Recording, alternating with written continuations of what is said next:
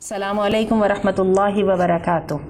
Alhamdulillahi wahdahu wa salatu wa salamu ala man la nabiyya ba'da. Yesterday we finished at ayah number 244 and we decided to do the next mawdu' or the topic from today. So alhamdulillah, we have been learning about the procedure of talaq, and we learned the wisdom behind Allah spreading this all time over quite a long period of time, and we learned how to deal with the consequences and how to keep the damage to the least, to the minimum. And also we learned in detail that wherever the negative reactions from either party, how could it be reduced to the minimal level, and how could it be dealt under the commandments of Allah. And also we learned that along with the commandments and the directions and the instructions regarding talaq, the guidance through this complicated procedure, Allah's recommendation to be careful and to be vigilant about our salah, and especially the Salatul Wusta, Salatul Asr. And we also learned about a specific way of performing the salah during the wartime. And we also learned that even for mutallaqat, when they have received whatever they deserved to receive, yet at the time of parting, they have to be treated nicely to keep the hard feeling under the control. Now the topic starts about Bani Israel, and yesterday I tried to give a little bit account of the history of Israel, Bani Israel, that the way that they've been roaming in the desert in pursuit of regaining their homeland. The time required a lot of sane-mindedness, a lot of effort, constant struggle, and constant sincerity and upholding the yaqeen, or believing in themselves. That was drastically lacking in their behavior, in their character at that time, the character that was constructed during the time of bondage. Until that they have to face the sanction from Allah, that they were not allowed to continue this struggle until 40 years, unless the older generation that was raised, and it has its the beauty of its instinct and the nature snubbed under the cruel hand of bondage. So they died, and they, or if not died, they were removed from the position, and their offsprings, those were raised in the free surrounding of the desert, and their brains, they were youthful, they were innovative, they have the whole universe at their disposal, and they thought differently. So they were being ready for the jihad, for the armed struggle to regain their homeland, that was Palestine.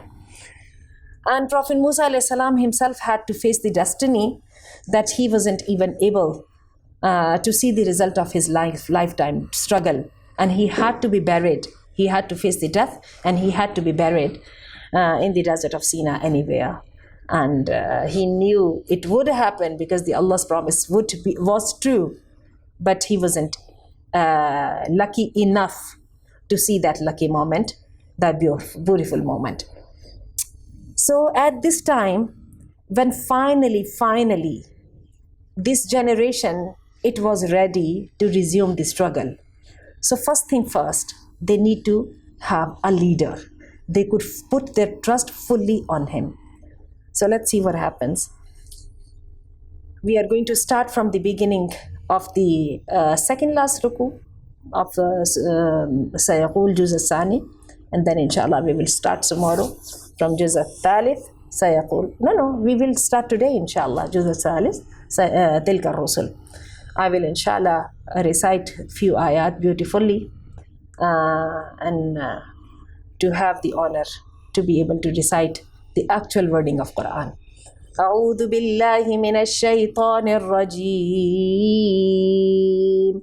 ألم تر إلى الذين خرجوا من ديارهم وهم ألوف حذر الموت فقال لهم الله موتوا ثم أحياهم إن الله لذو فضل على الناس ولكن أكثر الناس لا يشكرون فقاتلوا في سبيل الله واعلموا أن الله سميع عليم من ذا الذي يقرض الله قرضا حسنا فيضاعفه له أضعافا كثيرة والله يقبض ويبسط وإليه ترجعون.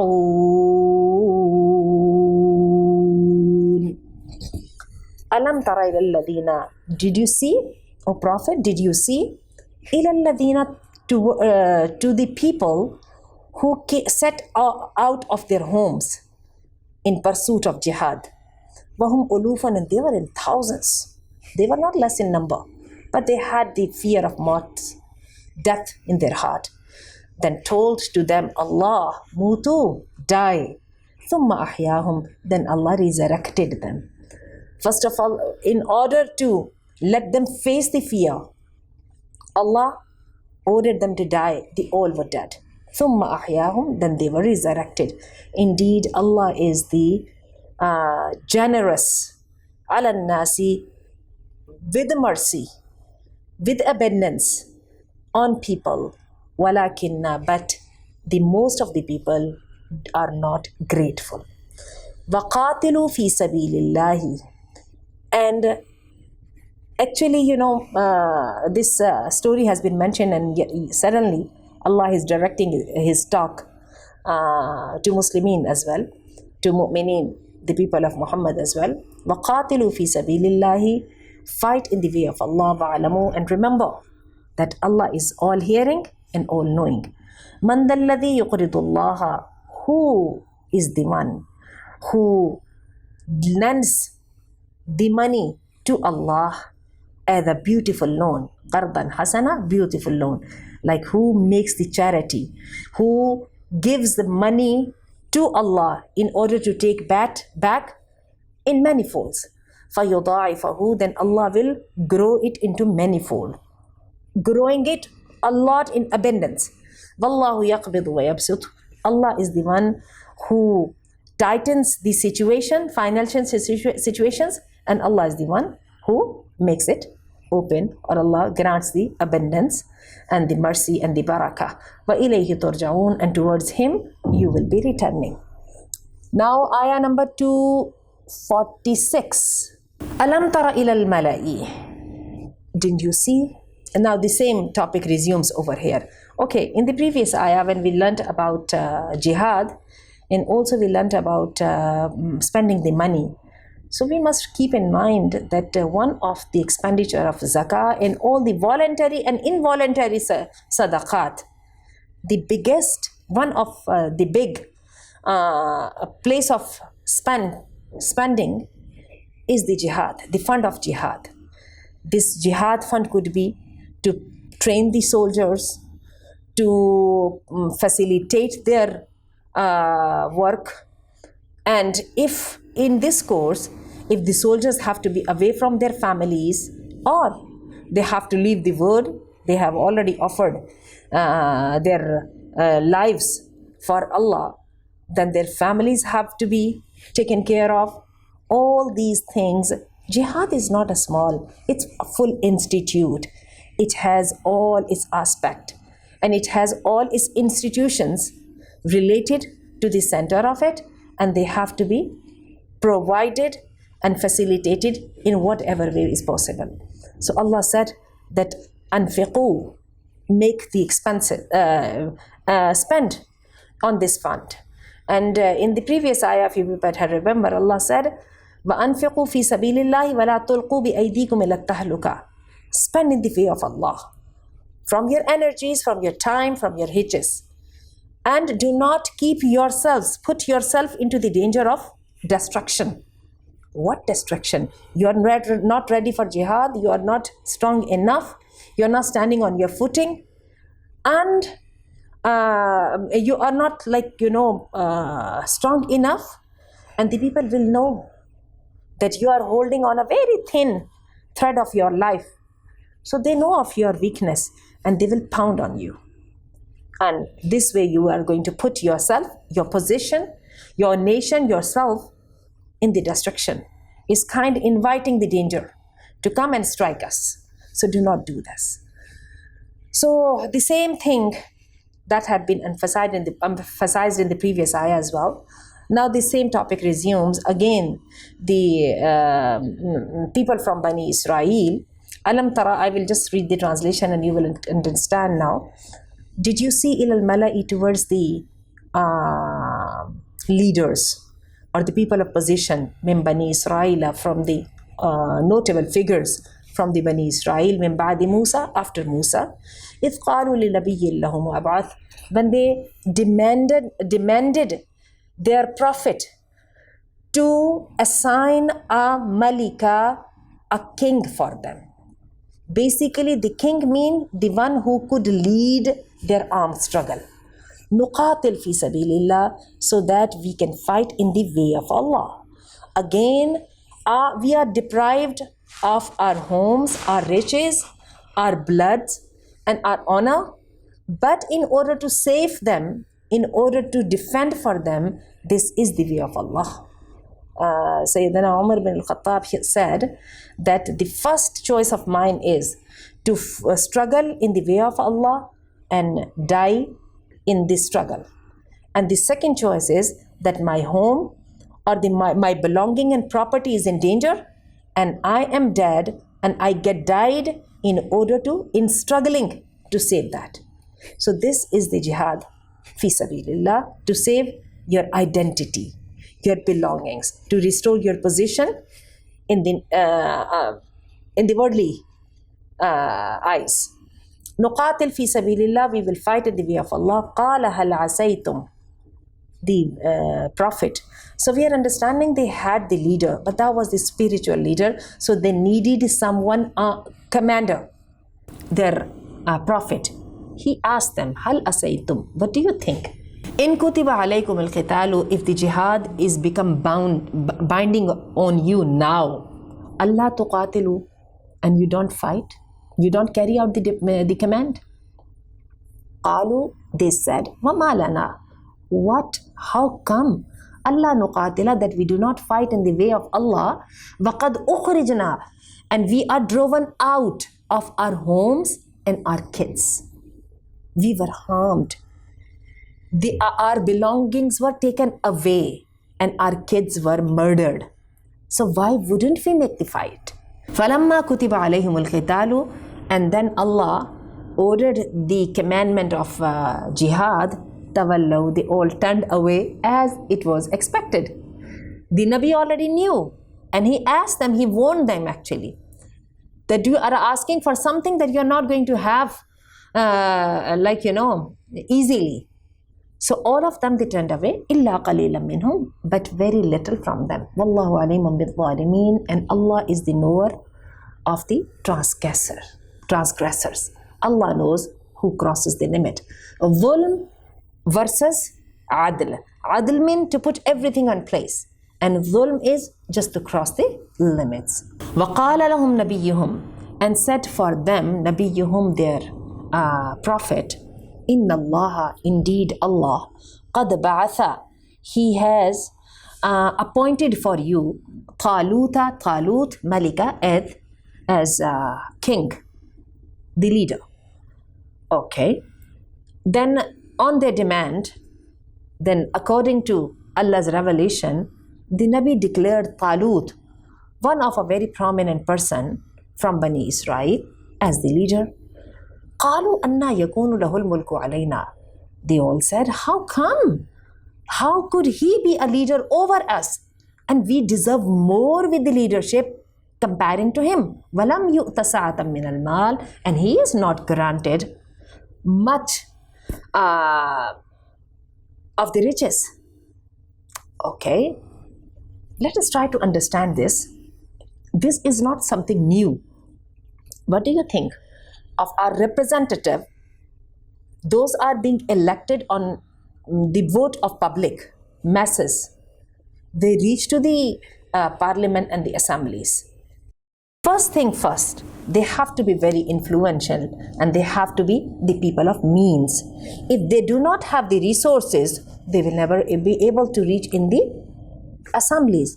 They reach in the assemblies over their life, I would call it, because it's the dead end when they have spent millions rupees on their campaign, presidential or their membership campaign or whatever. They reach in the assemblies, and now the main target and the first and foremost and priority is to make up for the loss that they spent on their campaign.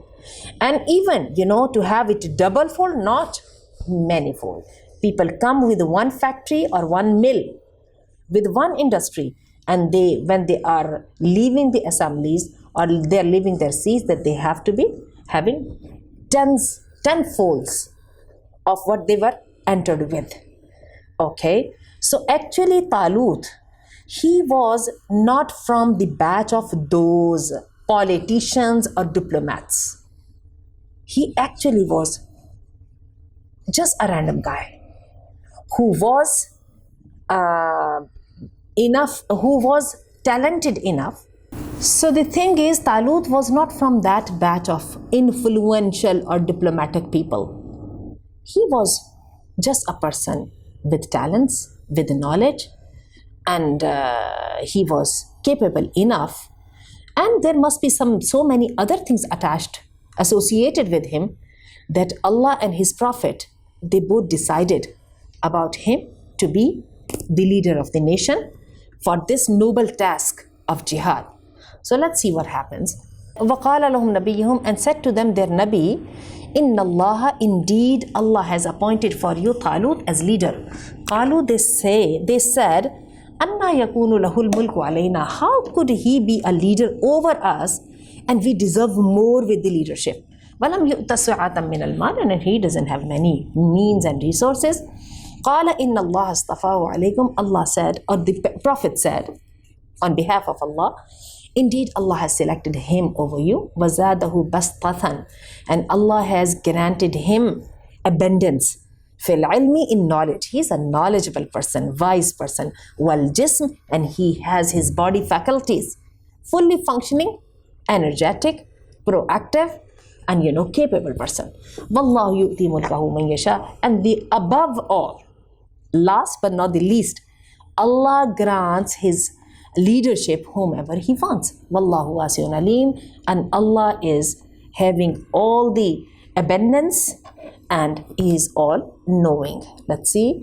Allah is all knowing and Allah is all encompassing in favor, like everything belongs to him. وَقَالَ لَهُمْ نَبِيُّهُمْ, and set for them Nabiyuhum, their prophet, إِنَّ آيَةَ مُلْكِهِ, indeed the sign of his leadership, that it was from Allah, أَنْ يَأْتِيَكُمُ التَّابُوتُ فِيهِ سَكِينَةٌ, that the tabut of Sakina will be brought to you, مِنْ رَبِّكُمْ, from your Lord. وَبَقِيَّةٌ, and the relics, leftovers, مِمَّا تَرَكَ آلُ مُوسَى وَآلُ هَارُونَ. This tabut Sakina would be containing the relics and the remnants of Al Musa and Al Harun. تَحْمِلُهُ الْمَلَائِكَةِ, it will come to you on the angels. Okay, a little bit introduction about Tabut Sakina. Actually, Tabut Sakina, by the way Ayah is mentioning it, we are understanding it has some specific significance. And Quran and Hadith do not have many details about it, just whatever it is here in front of us. But according to biblical tradition, this tabut of Sakina, it was basically prepared by Adam alayhi salam. It was of this type of wood, and then it became like, it keep transferring from one generation to other generation of prophets until it reached to Musa alayhi salam. And after the death of Musa and Harun, it was filled with all the relics and remnants of the old prophets. And it used to be the sign of victory with whomever it would be with. And so we do not actually deny these old traditions, and we do not accept them according to the commands of Allah. Maybe they're right, and maybe this is a little bit of exaggeration, but the ayah, or this ayah, is clearly indicating to its specific position, because it was given to Bani Israel in order to satisfy them, in order to give them a sign that this appointment was from Allah. And what happened, and in the previous wars, they were wretched and unlucky enough that the Goliath, Jalut, a great warrior, and this is a biblical story, very interesting story. You would have found a lot of dramas, movies, and novels written on it. So Goliath and his forces, they have already taken this tabut of Sakina from them. They were deprived of it for a long time. And when it came to them one night or one morning, when they woke up and they found it just outside of their establishment, and they saw this tabut over there, and they were like very happy to see, because according to them, that was the sign of the victory. And it was a clear sign that the appointment has happened with Allah, from Allah, and this assignment is with a reason. So the tabut of Sakina was returned to them, and there are so many biblical traditions. Then something happened with within the army of Jalut, and they decided to return this tabut back to Bani Israel, and that's how it all happened. Okay, we understand that this was a sign. Inna fi dhalika la ayatan lakum in kuntum mu'minin. Indeed, in this are the signs for you, in kuntum mu'minin, if you are the believers. Now 249 ayah. Finally, the leader was appointed, and now the time of jihad came. فَلَمَّا فَصَلَ طَالُوتُ بِالْجُنُودِ. And now was the time that Talut, he reorganized his all forces, and he was ready to set off. And in the course of their journey, what happened? Talut said to his forces, or his people, إِنَّ اللَّهَ مُبْتَلِيكُمْ بِالنَّهَرِ. There is one canal, we are going to cross it, and it is going to be a test for you. فَمَنْ شَرِبَ مِنْهُ. Whoever drinks from it is not from my side or my group, and whomever does not drink from it, actually he is from my group, because this is a test. إِلَّا مَنْ اغْتَرَفَ غُرْفَةً بِيَدِهِ. Except someone, he just puts his hand and take a handful of the water and drinks from it, whether it suffices its thirst or not, but he has to refrain from drinking more. فَشَرِبُوا مِنْهُ. This test was given to them, and the canal came. They were all thirsty. Jihad or the war exercises are not an easy task. We know very well a cadet has to go through many difficult and hard stages. They are provided with very little provision, and they have to spend the days with it. They have to train themselves and get used to live in a very, very hard circumstances. Some areas being extremely cold, some areas being extremely hot, living through and passing through the desert, jungles, So they have to be trained, and the government, they spend a lot on their training. That's how they do that. So this was one test, because all the mobs, they were accompanying Talut And Talut knew that he needed to have some trustworthy people. So Allah set up a test for them. In this test, they were not allowed to drink from the canal or the water resource that came in the way. But what happened when it came in the way and the test was put forth? فَشَرِبُوا مِنْهُ. Then they drank from it. إِلَّا قَلِيلًا مِنْهُمْ. But very little left. فَلَمَّا جَاوَزَهُ هُوَ وَالَّذِينَ آمَنُوا مَعَهُ.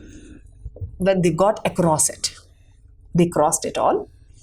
وَالَّذِينَ آمَنُوا مَعَهُ. Talut and his believing people. Now the number was very less.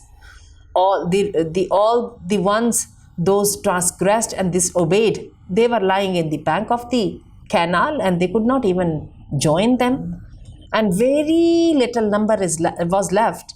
And now when they looked at themselves, their humble number, قالوا لا طاقة لنا اليوم بجالوت. They said, today we cannot face Jalut and his forces. How can we do this with so less people? قال الذين يظنون. Then said the ones, those believed, أنهم ملاقو الله, that they would be seeing Allah in person on the day of judgment. They would be meeting with Allah. So the iman on the day of judgment, it granted them and it bestowed them with such power and energy and strength and optimism that they stood firm and they said, "Kam min fi'atin qalilatin." Many a time it has happened in the history. People less in number, but they conquered. They had clear victory over the people. Those were so many in number. Bi-iznillahi, with the command of Allah. The fighting is the fighting of bravery and the nerves and the iman. The fighting is not fighting with comparison with the resources. And it all happened with the permission of Allah, and Allah is with patience. Allah is with the people who have forbearance, perseverance. وَلَمَّا بَرَزُوا لِجَالُوتَ وَجُنُودِهِ.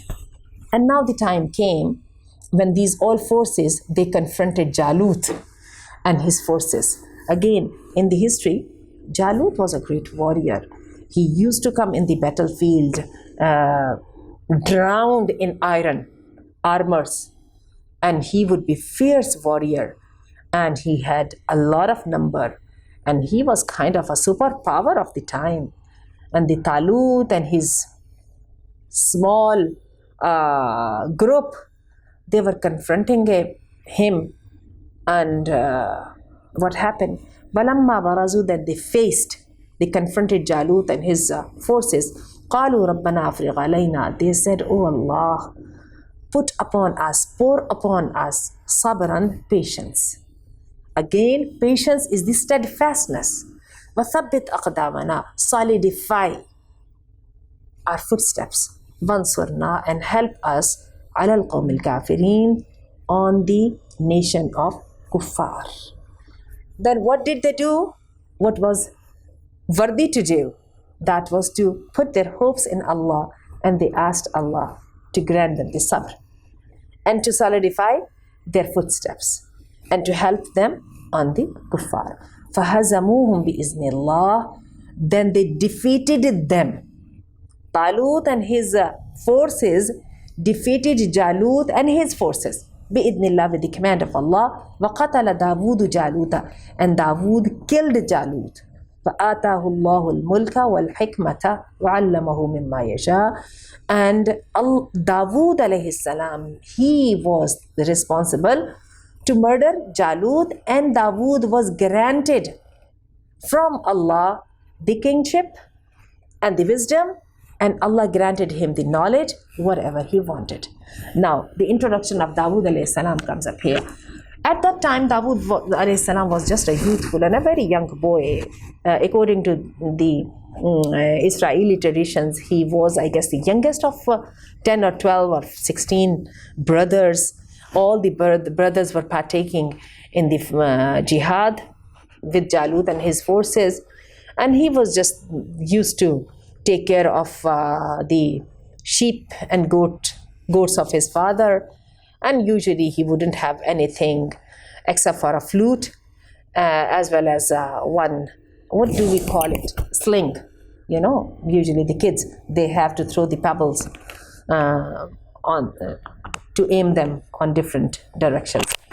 So Dawood, at this time when everyone was so much like desperate to kill Jalut, and he was there and nothing was affecting him, and everyone knew that if the leader would be killed, then the rest of the forces would be dealt with properly. But what happened? Dawood, and according to some tradition, Talut made the announcement that whomever would kill Jalut, I will marry my girl with him. If it was true or not. But later on, Dawood alayhi salam, he was lucky enough that he was married with one of the daughter of Talut.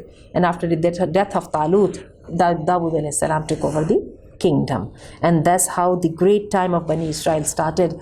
And they enjoyed the pinnacle of their glory. That was the kingdom of Dawood alayhi salam. And later on, he was followed by his successor was Sulaiman alayhi salam. His kingdom was even greater and exceptional, because he didn't have only his rule over the people, he had his rule over jinnat, he had his rule over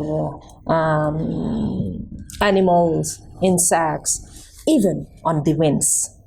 So this was all the time of great glory for Bani Israel. So what happened? Dawood alayhi salam, actually, they say that he offered his services in order to kill Jalut, and everyone was so much like, and sarcastic. But Dawood alayhi salam, with the izn of Allah, he put a pebble in his sling and he threw this at Jalut, and it hit him just in the eyes, and it was effective enough. It killed Jalut. He fell down. When he fell down, the whole army gave in. And Allah granted Dawood alayhi salam with the kingship, while hikmah, who knew that this small boy would be the leader of tomorrow, and it would be the mark of the grandeur of Bani Israel again. All right. So what happened? So Allah says, when it all happened, and as I've told you, and the good time started, they regained their homeland and the new rulership, and it all started like this. وَلَوْلَا دَفْعُ اللَّهِ النَّاسَ بَعْضَهُمْ بِبَعْضٍ. And if Allah does not expel, for Allah checking people by means of others, the earth would have been corrupted. So this is the way of Allah. They say when the zulm, it crosses the limit, then automatically it is annihilated. So they say, this is the way of Allah, that the people, Allah remove one people by means of others. Otherwise, the earth would be the place, every nook of corner of the earth would be filled with all this unrest and distress. وَلَكِنَّ اللَّهَ ذُو فَضْلٍ عَلَى الْعَالَمِينَ. But Allah is full of bounty على العالمين, to the worlds. تلك آيات الله نتلوها عليك بالحق. These are the signs of Allah that we recite on you, O Muhammad, with truth. وَإِنَّكَ لَمِنَ الْمُرْسَلِينَ. And indeed you are from the messengers. These are the stories from the past. These are the ayat of Allah that Allah recites over you, O Muhammad. And remember, you are from Allah's messengers. So the juz Sayaqul finishes over here. So inshallah we are going to start from the new juz, Tilka Rusulu Juz Salis. I will start from here. أعوذ بالله من الشيطان الرجيم. تلك الرسل فضلنا بعضهم على بعض منهم من كلم الله ورفع بعضهم درجات وآتينا عيسى ابن مريم البينات وأيدناه بروح القدس ولو شاء الله ما اقتتل الذين من بعدهم من بعد من بعد ما جاءتهم البينات ولكن اختلفوا فمنهم من آمن ومنهم من كفر ولو شاء الله ما اقتتلوا ولكن الله يفعل ما يريد. تلك الرسل, these are the Anbiya. Allah is constantly mentioning His Anbiya, Dawood, Talut, Joshua, and Sham'un, the prophet that appointed Talut as the leader. His name is said to be Sham'un. So these all are Anbiya, and Allah is telling about the status of these Anbiya. These are the Anbiya, we preferred some of them over the others. From them, there are some that Allah had a direct talk with them. وَرَفَعَ بَعْضَهُمْ دَرَجَاتٍ, and Allah raised some of theirs status. And we gave Isa bin Maryam al-Bayyinat, the clear signs, and we supported him بِرُوحِ الْقُدُسِ, with the Holy Ghost. وَلَوْ شَاءَ اللَّهُ, and if Allah wills, مَقْتَتَلَّ الَّذِينَ مِنْ بَعْدِهِمْ مِنْ بَعْدِ مَا جَاءَتْهُمُ الْبَيِّنَاتِ, they wouldn't have fought after receiving the ayat from Allah. This was not the will of Allah to have them all believing, because if Allah wanted that, so there wouldn't be anyone go astray after the revelation. وَلَكِنْ اخْتَلَفُوا, but they differ. فَمِنْهُمْ مَنْ آمَنَ, from among them some believe, and from among them some disbelieve. But this was Allah's will, that the people will keep differing. The circumstances will be quite confusing, and in this confusion and chaos, Allah will purify the believers from the disbelievers, and these believers would be doomed with argument, with the clear hujjah, and the believers would be successful with a sign. So these all will happen according to the command of Allah, according to the plan of Allah. وَلَوْ شَاءَ اللَّهُ مَا اقْتَتَلُوا, if Allah wanted, they wouldn't have fought. وَلَكِنَّ اللَّهَ, but Allah يَفْعَلُ مَا يُرِيدُ, He does what He wants. يَا أَيُّهَا الَّذِينَ آمَنُوا, the new ruku starts, and this ruku contains the beautiful ayah and the greatest ayah of Quran, Ayatul Kursi. Ayatul Kursi is quite significant, because this ayah, it requires, it actually gives the original face of the faith a man is expected to have in Allah. And it gives the idea about Allah's person in such a beautiful way that we couldn't see this beautiful composition any other way. Ya ayyuhalladhina amanu, let us start with the ruku. O believers, anfiqu, spend, mimma razaqnakum, what we have granted to you, min qabli, before that, an yatiya, that comes to you, yawmun, a day, la bay'un fihi, no transaction in it. No taking of the money and benefiting something, no transaction. Wala khullatun, and nor the friendship, and nor the intercession. So the day, do whatever you could to spend, to extinguish the wrath of Allah with your sadaqat. Before the day comes, in that day, there wouldn't be any compensation be made, no friendship nor intercession would work.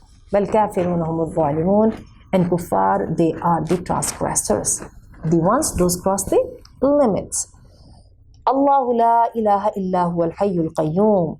Allah, there is no God but He, al-hayy, alive, al-qayyum, the sustainer, fully functioning.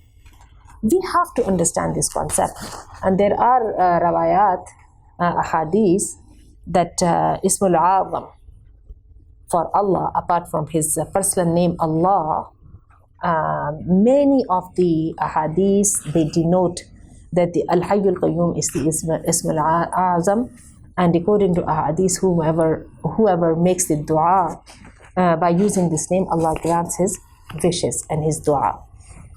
So see, Allah is the one who is alive and Al-Qayyum. Alive we understand very well. He is not the one who would ever face any, who would ever face the death or the, there wouldn't be any time when he won't be there. He is eternal, infinite. All right. Second thing, Al-Qayyum. We can understand this by the example. Allah is the opposite of His creation. We creation, His creation. We are facing different times. Sometimes we are very energetic. Sometimes we are very much down. Sometimes we need to restore our energies with sleep. Sometimes we need to eat food. Sometimes we have to make up for the lost energy in different ways. Sometimes we are depressed. Sometimes we are happy. Sometimes we are feeling very optimistic. Sometimes we are feeling very pessimistic. Sometimes we are like, adrenaline running through the veins, and we are like, we can do wonders. And sometimes we are just like this. These different situations, they are the part of human life. And in different situations, obviously, we would react differently. But this is not the case with Allah. He never is at the loss of energy. His energy is never decreased. He is always functioning. He is always capable. He is always in a position to carry out whatever He wills. Right? That's the meaning of Al-Qayyum. And I know that I couldn't do justice by explaining its meaning, because the books could be written in the depth of the meaning for Al-Qayyum. So Allah, there is no God but He. He is alive and Al-Qayyum. La ta'khudhuhu sinatun wa la nawm. He doesn't need the slumber. We are tired enough while sitting on the chair. Sometimes we need to have wala no. And we need the sleep on regular basis. Because if we won't have, our energy or our broken tissues or our damaged tissues wouldn't be repaired. So we need the sleep. He doesn't need the sleep. He doesn't need the slumber. Lahu ma fis samawati wa ma fil arz. And belongs to Him whatever is in the heavens and whatever is in the earth. Not earths. Man zallazi yashfa'u indahu. Who has the guts and who can dare to intervene between His decision? Who can make the intercession with Him, but with His own permission? Again, this is since I told you that this ayah is giving the aqidah of Tawheed in a very beautiful way. It's shaping out actually. And there is one thing very much that requires a lot of thought and reflection. Jews, they thought of themselves special people. They called themselves the sons of Allah and the beloved of Allah. And they thought with clear mind, conscience, that the Jahannam was not prepared for them, and they were not, it was prepared for the others outside of Israeli blood stream. When they were reminded of their so many sins, and especially the sin of shirk, when they started worshipping the calf. So they were like, okay, fine, only for those days only, ayyama ma'duda. As for Christians, they have their life peace in the thought. Allah sent His Son. His Son was persecuted in order to remove the sin of Adam alayhi salam that was cursing the fate of humanity. And He was crucified, bearing the burden of everyone's sin. So now everyone is clean of sin because the compensation has been made. That's why in Christianity, the crucifixion is very important. Otherwise, I used to think, what a farcical thing to have a cross as the sign of a religion. But actually, the sign has a great significance attached with it. This is the sign to clean man of any sin. He is pure, ready to enter in the Jannah. Because of the sin of Adam alayhi salam, because of that sin, humanity have to be doomed to live on this earth. And he had to face the wrath of Allah, displeasure of Allah. But then Allah had the mercy, and Allah sent Yusuf alayhi salam to be persecuted, and he died a painful death. according to Christian belief, in order to take all the pains upon himself and deliver all the humanity from the sin that was plaguing its fate from Adam alayhi salam. So that's why the cross is very much important. And whenever you will see the cross, it is the sign of their religion. All right. So and they have their summoners and pardoners.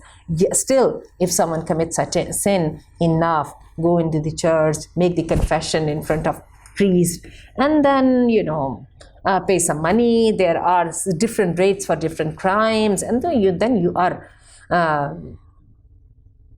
you are just as good as new and ready straight away to go in the Jannah. And only one requirement is from you, that to have full love. Which way? No explanation. Just love Christ alayhi salam as much as you can. That's it. So this is the whole Christianity. It doesn't have much more into it. So Allah's and Ummah of Muhammad sallallahu alaihi wasallam, we have used the same wishful thinking. We have modified this in this favor. Our Prophet is the best of the prophets. He is the Sayyidul Anbiya. He has been honored with the status of Shafa'ah on the day of judgment, when everything will be decided, all the judgment will be finalized. Then our messenger would fall into the prostration, and he will he will be prostrating to Allah, and Allah will have him lift his head with the promise that whomever you are going to make the intercession, Allah is going to grant him the favor. And this way every problem would be solved. And you cannot believe, I have come across with very, very strange type of poetry in this regard. One of the poetry that was said in Punjabi, and I remember I used to listen to it. I used to listen to it in my childhood. It was of a very interesting nature, that whomever is being caught up by Allah, it could be saved from Muhammad. But if someone is caught up by Muhammad, who has the ability to save him from? So this kind of poetry, it is quite prevalent in the the field of poetry, that is to praise Prophet. In Urdu literature, this is called saying the Naat, and in the Manaqib of Prophet sallallahu alaihi wasallam, and especially in this kind of for their imagination flight, the concept of Shafa is very much appealing, because it suddenly solves every problem. And this is the same wishful thinking that is coming from the conscious of ancient people, and is coming today, and we are very much satisfied. We are the ummah of the Prophet sallallahu alaihi wasallam. Do you really think that the Prophet would ever make the intercession about someone whom Allah would never prove? So basically, the status of Prophet Shafa'ah is the honor to Prophet sallallahu alaihi wasallam. If you think that it is going to change everything, all the criteria set by Allah, and defying all the set rules by Allah and the Sharia, it's not going to happen. And there are so many Sahih Ahadith, a witness on this thing, on the thing that I'm telling you, that the Shafa'ah, it couldn't be thought of a tool to have Allah's grip, or it shouldn't be like that. So Allah is saying, "Man zal lazi yashfa'u indahu," whoever can dare to make the intercession with him, but with his own permission, Allah's permission. So Allah will permit, and Prophet will be granted to make the wish for him, and then Allah will just honor his Prophet, and that would all happen. يَعْلَمُ مَا بَيْنَ أَيْدِيهِمْ, Allah knows what is in your hands, like what is in the present, وَمَا خَلْفَهُمْ, and what is behind them, after them or behind them, before them. Allah knows past, present, and future. وَلَا يُحِيطُونَ بِشَيْءٍ مِّنْ عِلْمِهِ, and nothing can encompass anything from his knowledge but what Allah himself wills. The knowledge that is granted to human is of a very, very limited nature. Even Anbiya, Think of the knowledge of Prophet Musa alayhi salam while having the status to be able to speak with Allah directly. Yet look at the status of at the limit of his knowledge that he did not know what Khidr was doing. And he had nothing to do with this very, very much different type of knowledge. And he did not know what was happening. And it happened all in front of his very eyes. And he knew that there are so many things going on that one doesn't have any idea about. And one doesn't have to have any idea about them because they have nothing to do with this. For man, whatever knowledge Allah wanted him to give, enough. And that has been given to him. And no one can know of Allah's knowledge, the expanse of Allah's knowledge. وَسِيَ كُرْسِيُّهُ السَّمَاوَاتِ وَالْأَرْضِ. And no one knows of the magnitude of the power of Allah, because his kursi, his throne, is covering the heavens and the earth. وَلَا يَؤُودُهُ حِفْظُهُمَا. And Allah is not tired of safeguarding them, protecting, to run the system of these both, like heavens and the earth. وَهُوَ الْعَلِيُّ الْعَظِيمُ. And he is exalted and he is the great. So that was Ayatul Kursi. I hope inshallah from now on, whenever we will recite Ayatul Kursi, we will recite it with feeling. And when we are reciting it with feeling, everyone knows that whoever recites Ayatul Kursi after every prayer will be granted Jannah. And whoever recites Ayatul Kursi before sleep, Prophet promised with him a lot of reward. Next ayah comes up. لا إكراه في الدين قد تبين الرشد من الغي. There is no force in the deen. Why? Because according to the Sharia rule, what is Iman? Iman is not something that is tangible. It's from intangible concepts. It cannot be fathomed. It cannot be evaluated. It cannot be measured. And Iman is half having the faith, إقرارا باللسان وتصديقا من القلب, saying something from the tongue and confirming it from the heart. Confirmation from the heart. Who can check it except Allah? That's why there is no force in deen. That deen is not being accepted. That is only the iqrar bil lisan, to be said by the tongue. In Arkanul Islam, Shahada Allah ilaha illallah, it means just the part that is relevant to the practical movements. One can recite it. One can utter it after the confirmation from its heart, and one denotes that he has entered in the folds of Islam. So Shahadatu Allah ilaha illallah wa iqam salah. And afterwards he starts establishing his prayers and then gives zakah and hajj and so on and everything. So these are the 5 pillars of Islam. So Wasiya kursiyuhu samawati wal ardi, his might, la ikraha fi dini, there is no force in the deen. Qad tabayyana rushdu min al-ghaysh. By the revelation, now Allah has cleared the hadayah or the guidance out from the darkness, min al-ghayy, from the error. فَمَنْ يَكْفُرْ بِالطَّاغُوتِ. And whoever disbelieves with Taghut.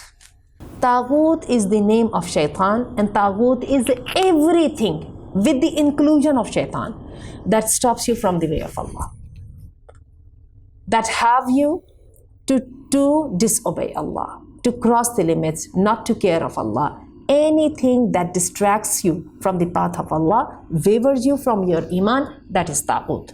And Shaitan is obviously included.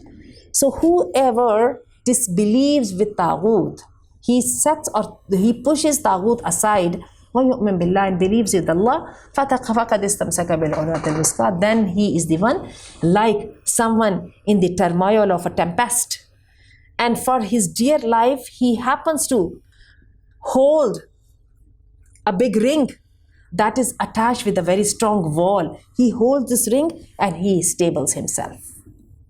بِالْعُرْوَةِ الْوُثْقَى, it's like someone is holding a ring, a very strong ring, لَا انْفِصَامَ لَهَا, that cannot be broken. And now he has found his footing. he can save himself.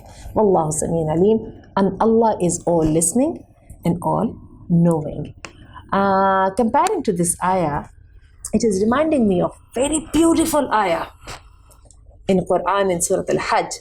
Actually, this ayah is about Islam. Urwatul Wuthqa is the name for Islam.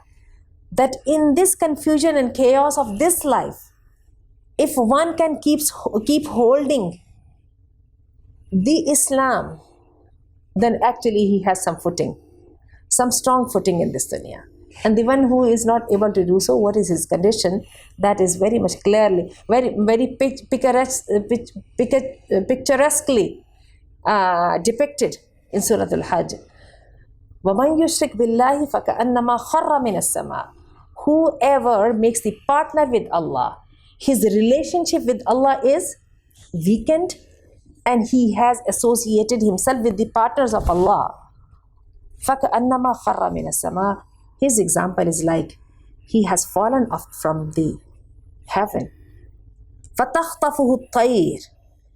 The birds saw, they pick on him. أَوْ تَهْوِي بِهِ الرِّيحُ.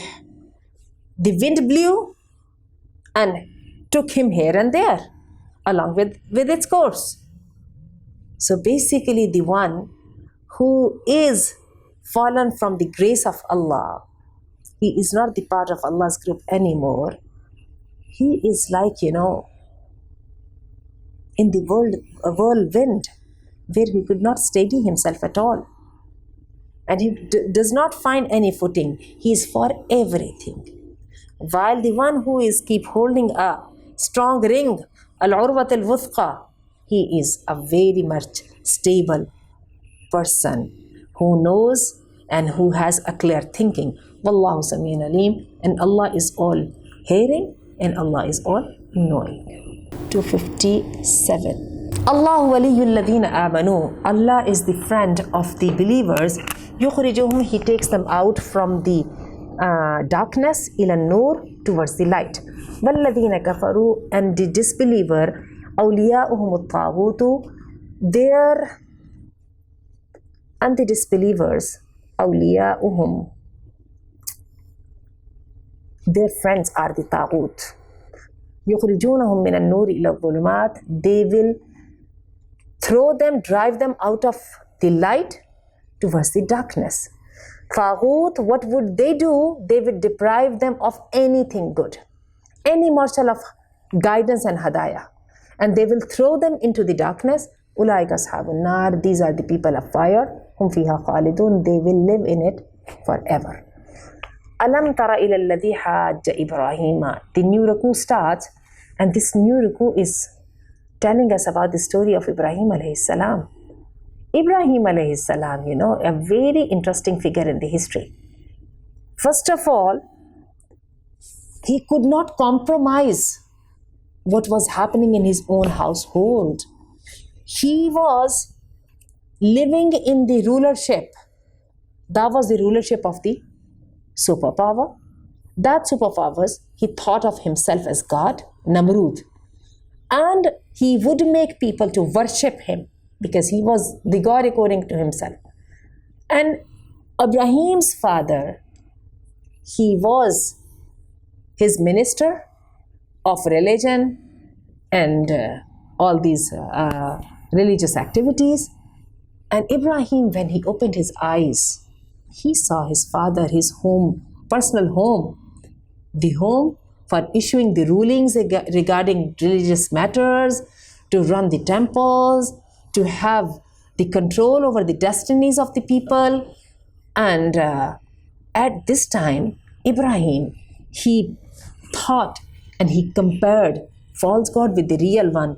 First of all, as we know, he started off with stars, then he moved towards the moon, then he moved towards the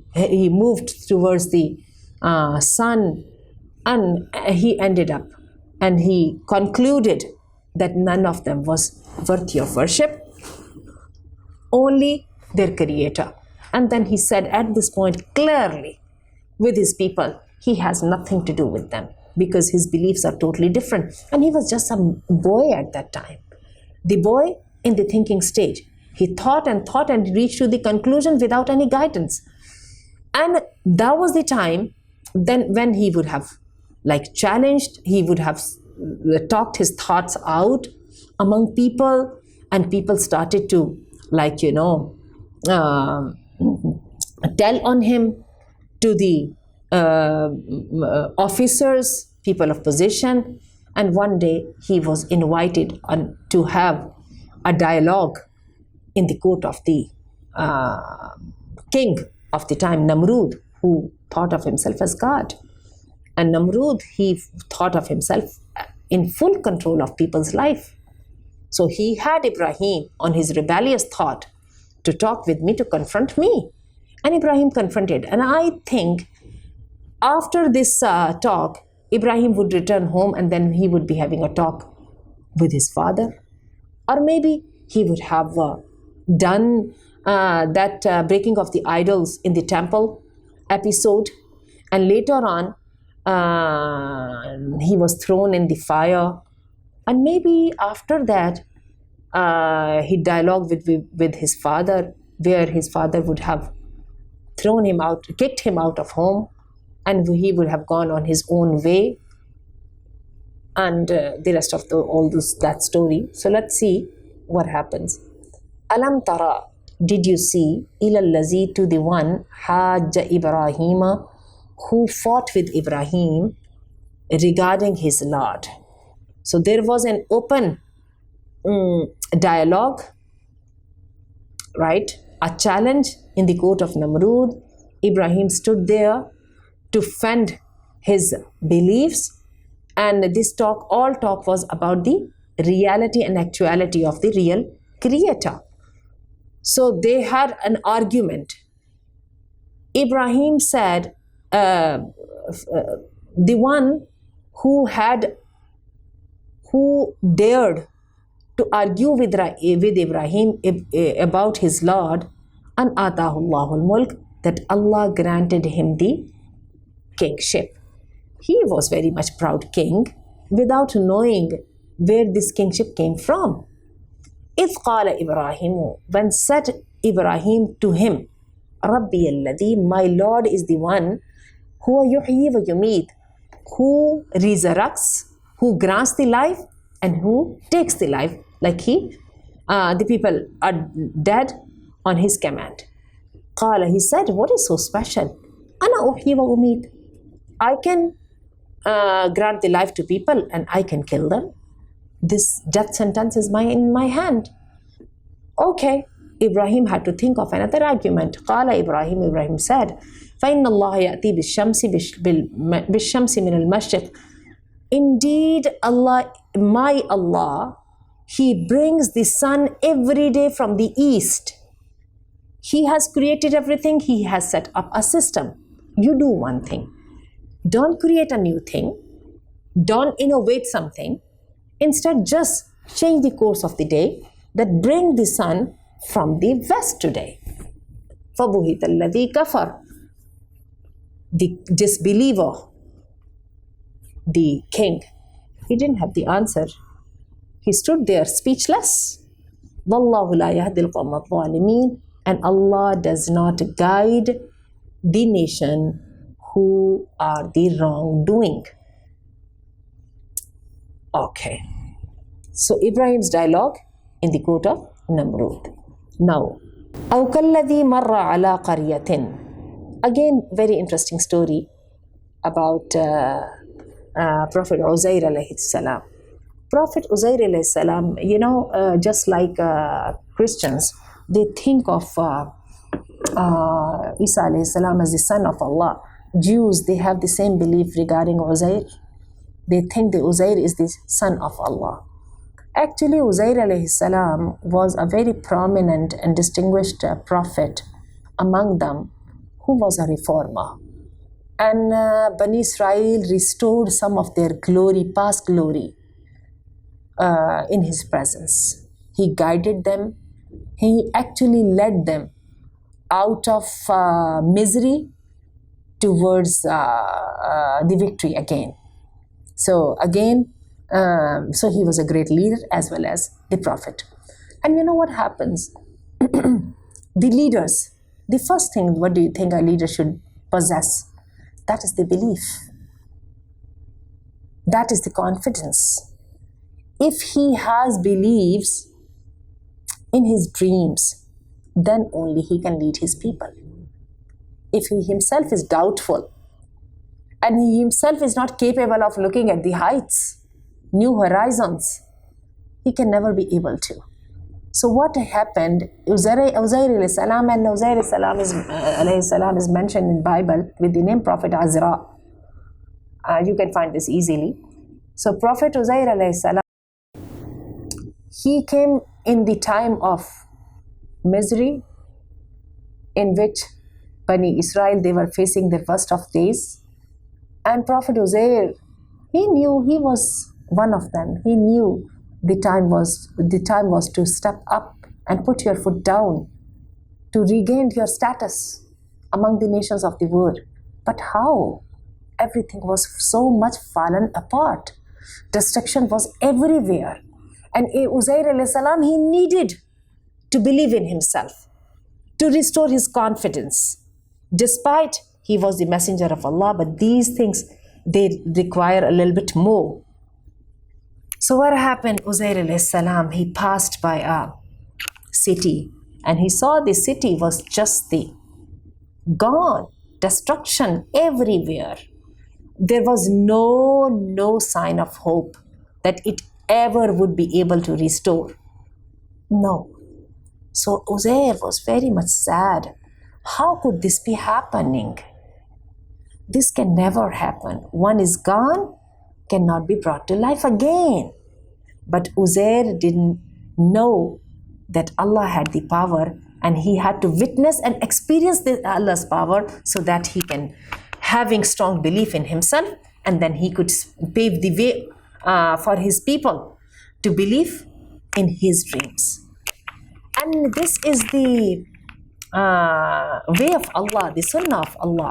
Whenever his prophets are very much like down in the dumps, I should call it, this is the time when Allah shows them the miracles, Allah gives them the signs.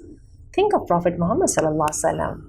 Prophet Muhammad sallallahu alaihi wasallam, as we know that he was granted with the honor of Mi'raj, al-Isra wal-Mi'raj. Do you know it happens out of nothing, without a background? Let me tell you the times when Prophet sallallahu alaihi wasallam experienced Mi'raj and al-Isra. Those were the worst of times. Prophet sallallahu alaihi wasallam stayed in Mecca for over 12 years. Among those 12 years, he did whatever he could. But he was dealt inhumanly. He had to face the boycott for 3 years. The 10th year, Khadija died, Abu Talib died, and Prophet was like just standing alone to face the harshness of life. And the people and the kuffar of Makkah persecuting, defaming, whatever they could do. And finally, Prophet was so much disappointed in the people of Makkah. And then he decided to try another pasture. And that was Taif, just a close by valley. And Prophet ﷺ went there with his slave Zayd bin Haritha. And Prophet thought of giving the message of Allah to them in the hope, if Meccan people are not accepting it, the Taif people would accept it. He went there on foot, and everyone remembers how harsh and how hard the day of Taif. And Prophet himself said that nothing was harder than the day of Taif. They not only rejected his message, they also treated him so badly. The hooligans were let loose to throw pebbles at him, and he was hungry, destitute, and wounded, and his slave, hopelessly, he was trying to save him from that atrocities. And that was the time when he would have thought, and he thought this. There is the mention in a hadith about the state Prophet ﷺ went through. He said, "Oh Allah, what did I do wrong? What did I do wrong to them that I deserve this kind of treatment? And I haven't done anything for myself. This is for them. What did I do? And what happened at this time? The angel appeared, and the angel of mountains, and he said that if you allow and if you wish, Allah can crush the inhabitants of Taif under the mountains. And I'm there to carry out your command. Just command. Suddenly Prophet got back and he thought and he said, فَإِنَّهُمْ لَا يَعْلَمُونَ اللَّهُمَّ اهْدِ قَوْمِي. If I can grant the permission to destroy them, I can make the request. Oh Allah, guide them. Whatever they're doing, they do not know. And can you imagine after this hard day when Prophet ﷺ returned to Makkah? What happened to Makkah? The Makkahs, they closed their doors on him. He was not allowed to re-enter in Makkah while he was the one of them. And Prophet stood there knowing nothing what to do. And then Mutam bin Idi, one of the mushrik, but he had good relationship with Prophet ﷺ. He came with his 4 sons, and then he granted the aman to Prophet ﷺ, and then only Prophet was able to re-enter in Makkah. So that was the condition. In those days, Allah had him experience al-Isra wal-Mi'raj because he needed to restore his belief. He needed to get motivated again. He needed to have full belief in his dreams and aspirations. That was the time when Allah showed him al-Mi'raj. And I would compare this incident with that of as well. And alhamdulillah, when it seems that nothing could work, then Allah opens the doors no one can ever expect. And Allah has mercy. So, right after Mi'raj, these were the times when the people from Medina, they offered Prophet ﷺ a refuge in Medina, and then Allah allowed him to move there. And then that was the beginning of the new era that started from the Hijri calendar. And it marked the pinnacle, the pinnacle of the glory of Muslim empire, spanning or spreading over 3 continents. And it went on and on and on. It's expanded until Allah fulfilled his promise that in the shape of conquests of Persian Empire and the Roman Empire, and then the setting up of the Ottoman Empire, the Mughals in the Indo-Pak side, in the subcontinent side. And Allah fulfilled his promises. Okay, so we were talking about the Prophet Uzair alayhi salam when he was of this nation and he knew something to do, but he didn't find the courage in himself. So what happened one day, he was passing by a city a long time ago, ruined city, and it was falling on its ceilings.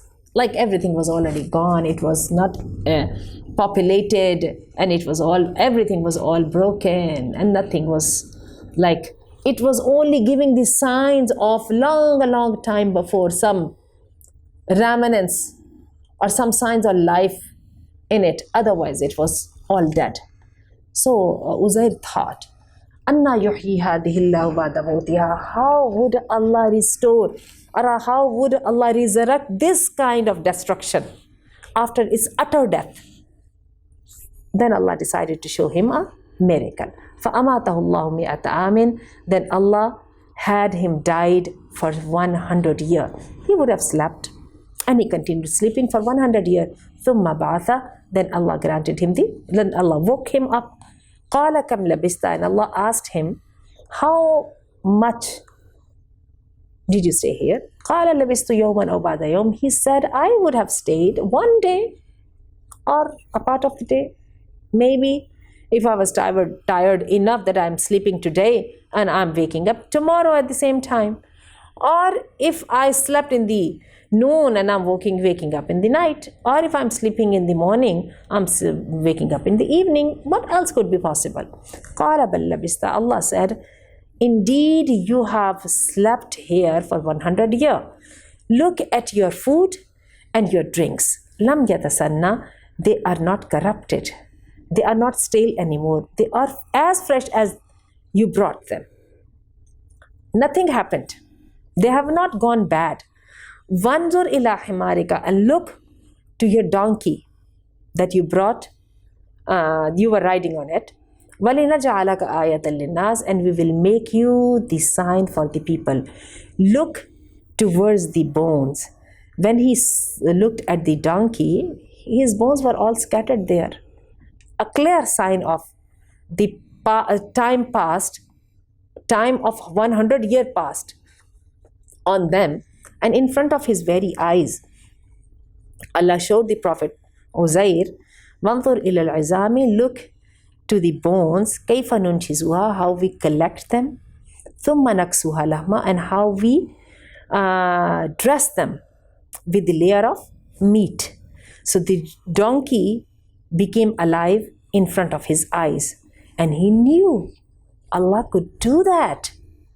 That's why Allah showed them that sign.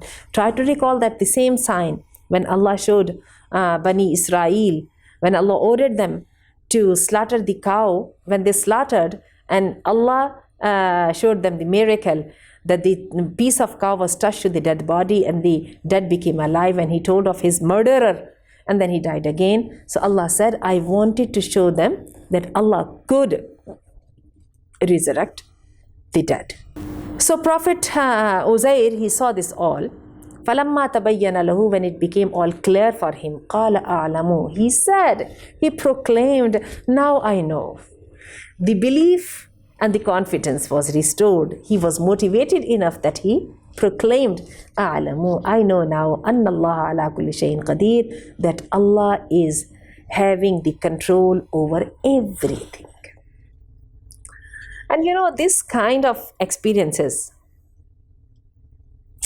leaders need to have in their life. And that's why they are steadfast enough. That's why they have goals, and that's why they have the energy to have those goals. So let's go further, because similar story of Ibrahim is following. 260. A similar story I told you. Again, believing in the Day of Judgment is really hard to digest. We believe because we believe in Allah. We know whatever He has said had come true until today. It's going to be true whatever He has promised. We have full belief. Yet, something is still hard to believe. Same was the case with these prophets, what we are learning about. وَإِذْ قَالَ إِبْرَاهِيمُ, and when said Ibrahim, رَبِّ أَرِنِي كَيْفَ تُحْيِي الْمَوْتَى, O Allah, show me how would bring the dead back to the life. قَالَ أَوَلَمْ تُؤْمِنْ, Allah asked, don't you believe? قَالَ بَلَى, he said, why not? But I want to satisfy my heart. I want to see it with my own eyes. قَالَ فَخُذْ أَرْبَعَةً, and Allah said, then take 4 from the birds, فَصُرْهُنَّ إِلَيْكَ, and then raise them with you so that they are familiar with you. ثُمَّ جَعَلْ عَلَى كُلِّ جَبَلٍ مِّنْهُنَّ جُزْءًا, then slaughter them and put on different mountains their pieces. Right? ثُمَّ دُعُوهُنَّ, then call them. Right? And they used to recognize your call because they were familiar with you, and you were familiar with them, that you could know that these are the only ones that I had raised. ثُمَّ دُعُوهُنَّ, then call them. يَأْتِينَكَ سَعْيًا, they will come to you running. They will become alive and come to you running. وَعْلَمْ, and know well, أَنَّ اللَّهَ الْعَزِيزُ الْحَكِيمُ, that Allah is the exalted in might, and Allah is all wise. مثل الذين ينفقون أموالهم في سبيل الله كمثل جنة أنبتت. مثل الذين, the example of the ones who spend their riches in the way of Allah, their wealth, كمثل جنة, his example is like a seed, أنبتت, when it is sowed, سبع سنابل, it brings forth its 7 shoots, I should call them. في كل سنبلة, and even in every shoot مئة حبة, there are 100 seeds. والله يضاعف لمن يشاء, and Allah grants the growth, multiplies it whatever way He wills. This is just to satisfy, or just to give an example, that the one seed is turning into 700 seeds. But actually this is just the example. When it comes to Allah to grow it, multiplying it, is without any bounding, without any bound. Wallahu yudaifu liman yasha, Allah will multiply it whatever He would like. Wallahu wasi'un alim, and Allah is all encompassing and knowing. Have everything in abundance, generous, and He has lots of riches, uncountable treasures. الذين ينفقون أموالهم في سبيل الله, the one those spend their wealth in the way of Allah, ثم لا يتبعون, then they do not follow them. ما أنفقوا, what they have spent. Mannan, with reminders of it, wala azan, and hurting people. Which way hurting? First of all, we give to the poor and the needy to please Allah, but later on our own self gets involved. First of all, we want them now to appreciate our deed in full and keep appreciating it, and we do not let any chance go when we do not remind them with this all, and we do not let any chance go when we expect of them to pay back to us in full, and we never are hesitant in reminding this all. So the ones those have spent their wealth in the way of Allah and they do not follow it, what they have spent, with the reminders and not harming people, their self-respect and constant reminder of their good deed. Lahum ajruhum, only their their spending of sadaqat could be granted for Allah. Lahum ajruhum, could be granted by Allah. Lahum ajruhum inda rabbihim, they will be having their reward with their Lord. Wala khawfun alayhim wala hum yahzanun, and they will not fear anything on the day of judgment, and they will not be worried at all. قول معروف ومغفرة خير من صدقة يتبعها أذى. This is in human nature. So if one doesn't feel like spending, giving to the beggar and the poor and the one who is asking, then if he thinks that he wouldn't control himself by giving him painful reminders and expecting a lot in exchange for it, then he should be like not giving. قول معروف, say something, give kind words and kind speech and forgiveness, and request them to let you go. Khairun is better from this type of sadaqah, yatba'uha aza, that is associated with hurt and damage and insult. Wallahu ghaniyun halim, and Allah is free of any need, and He is forbearing. Ya ayyuhalladhina amanu, O believers, la tubtilu, do not waste, sadaqatikum, your sadaqat, bil manni, with the reminders, wal adha, and hurt. Kallazi, just like the one who spends his wealth to show off people, and he does not believe with Allah and the day of judgment. We know about shirk al-asghar. Shirk al-asghar, the little shirk, is one of its way is riya. So riya is basically when we have different objective. Doing something good is not meant for Allah. It's meant for something else, some worldly gain, because other than Allah, everything would be worldly gain. So if it is to show people, to establish your repute and have people praising you, or having people to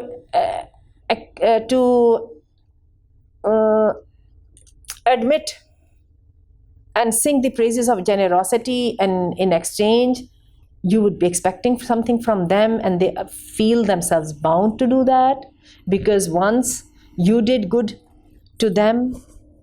So Allah is saying it's like they do not have the belief with Allah and the day of judgment. فَمَثَلُهُ كَمَثَلِ صَفْوَانٍ. Their example is just like the example of a rock. عَلَيْهِ تُرَابٌ, that has been covered with the passage of time with mud. فَأَصَابَهُ, it doesn't look like a rock anymore. But what happens? It's the mounds of the dust are collected on it, and it looks like, a huge mound of the dust. But one day the rain comes and it leaves it all cleared out. All the sadaqah, what was done in this way, it is gone. لا يقدرون على شيء مما كسبوا. They do not have any control over, or nothing is left with them, whatever they have spent. This is a very pathetic condition. They did this, they spent their money, they were rid of their wealth, but because of their wrong behavior, they got nothing. They had to spend the money and there was no reward because of their negative reaction. Wallahu la yahdi al-qawm al-kafirin. And Allah does not guide the people who do not do the things for Allah's sake. Those deny the presence of Allah. Kafirin, the one who hides the ni'mah or the blessing of Allah. Allah doesn't guide them. So for having the guidance, one needs to have a pure niyyah. No pure niyyah, no guidance, no benefit. And yet one has to do things, but actually there is no regard for them. And in Surah Al-Furqan, Allah is saying, Surah Al-Kahf as well, وَهُمْ يَحْسَبُونَ أَنَّهُمْ يُحْسِنُونَ صُنْعًا. They think they're doing endeavors, such a huge deal. But actually, when Allah would head to it, فَجَعَلْنَاهُ هَبَاءً مَنْثُورًا, they will be like, the flowing dust everywhere. They wouldn't be nothing. Whenever Allah talks about evil, He talks about goodness. Whenever He talks about disbelievers, He talks about believers as well. So again, in order to keep the same tradition, here is the talk about people, those spend their money with pure heart. And the example of the ones those spend their money ibtigha'a mardatillah, seeking the pleasure of Allah, wa tathbeetan min anfusihim, and in order to purify their souls. The good deeds, actually, the good deeds are to be done in order to rid every filth, corruption that could be found with the heart or with our spirit, soul. So they do this to purify themselves, to groom them in high character. كَمَثَلِ جَنَّةٍ, their example is just the example of a garden, بِرَبْوَةٍ, that is stationed on a height. It's having the benefit of being on the height that whenever the rain comes, it receives most of the rain. And whenever there is no rain, at least he is having the dewdrops enough that it's well irrigated without much effort. فَآتَتْ أُكُلَهَا, so he has a garden on a height, and this garden is in full bloom. It brings about its fruit, many folds, all riches, barakah. فَإِلَّمْ يُصِبْ, if the rain, it receives the rain, it obviously brings out its harvest in full, many folds. Even if it doesn't receive the rain, yet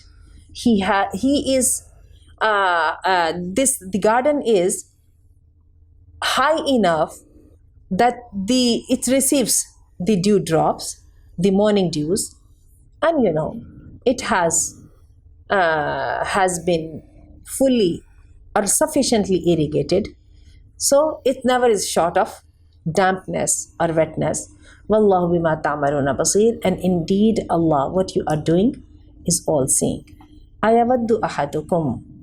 Do you like one of you that he has for himself jannatan, a garden, min nakhilin, from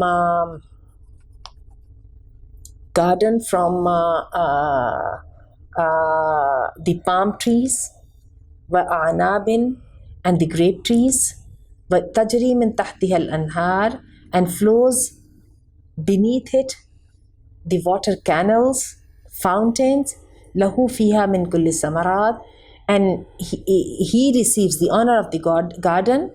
He has always full fields of harvest of fruits, and he himself is, in his late years, like he has only this property, and he is not in a way or in a shape to work hard because he's not youthful anymore, and his children are weak, they are minors, they cannot help him much, right? So his whole dependence is on this garden, and the garden is on full bloom. He is getting a lot, being benefited by this garden a lot. فَأَصَابَهَا, and one day it happens, unfortunate happening happens, إِعْصَارٌ فِيهِ نَارٌ, this garden is struck with something in which there is the fire, and it burns it down. The garden is gone. And he is old enough, he cannot work hard to straighten up a new garden. He doesn't have children. His people cannot help him anymore, yet they are in need. So this is the example of some sadaqat that one spends them in anticipation that on the day of judgment, when we won't be able to do any good deeds and won't be able to add up into our hasanat at this time, at this time they would be expecting a lot on their ventures, what they did in the worldly dunya, and they thought of collecting a lot of reward for themselves in akhirah, yet they followed their sadaqat with hurt and with the constant reminder, and it was all wasted. So this is the example of that the garden, that the owner is old and he has only one piece of property left, that he and his miners are dependent on him, and suddenly one day it happens, something struck it and ruins it fully. So this is the example of the one who spends with riya, to show off to the people and just to hurt people and not having full faith with Allah and the day of judgment. Similarly, كَذَلِكَ يُبَيِّنُ اللَّهُ, similarly Allah states his ayat for you, لَعَلَّكُمْ تَتَفَكَّرُونَ, so that you can reflect. Allah gives you these examples so you can invite your understanding, you can reflect, you can ponder, and you can come up with the lesson that Allah intended to make. That's it, because the new ruku starts, and now we're going to have some talk about riba, and then the financial transactions, the business loans, and their actual conditions. So we will be inshallah doing the topic from tomorrow. Oh Allah, grant us the barakah, make this path of learning Quran easy for us, and grant us acceptance. Oh Allah, grant us the tawfiq to say what is truth, and grant us the tawfiq to act upon what we have just said. Subhanakallahumma wa bihamdika ashhadu an la ilaha illa anta astaghfiruka wa atubu ilayk. We have finished until ayah number 266, and tomorrow we will start 200 from ayah number 227.